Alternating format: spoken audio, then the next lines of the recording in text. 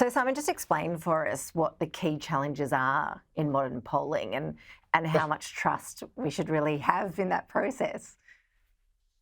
Ash, well, how much time you got? I'll try and keep this short. The industry is a very low margin business, right? There's no one out there making a lot of money from public opinion polling, and it is a race to find technologies that you can deliver polls cheaply or as cheap as your competition, right? And that's pushed a lot of polling to online panels where people sign up to take surveys on the internet in exchange for things like flybys and things like that.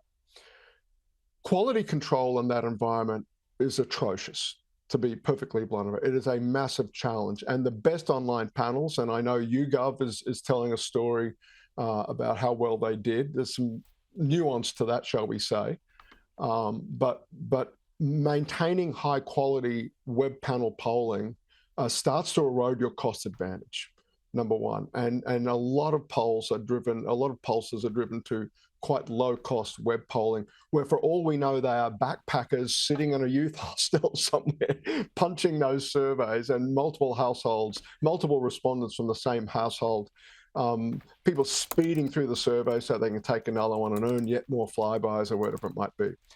The internal polling done by the parties uses live phone interviewers, and that is extraordinarily expensive, but that is what high quality polling looks like.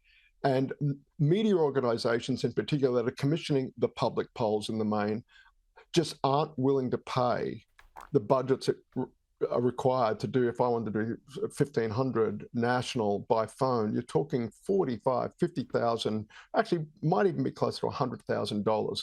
The media organizations are not going to spend that kind of money every fortnight on a poll. So a lot of the public polling is much cheaper, much faster, and I'm afraid much lower quality polling that has all sorts of biases.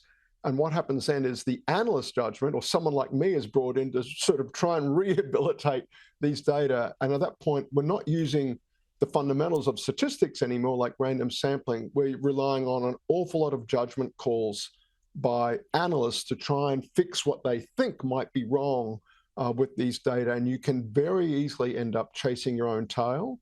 You can end up looking over your shoulder at what the opposition is doing and perhaps driving yourself to a false consensus about where the election might be going.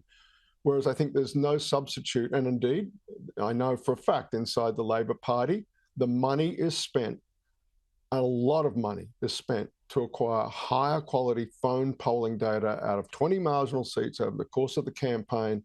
That's the only way the pros do it. It's just something that media organizations are willing to pay for. Simon Jackman, fascinating to hear your insights. Really appreciate you making the time. Thank you. Thank you.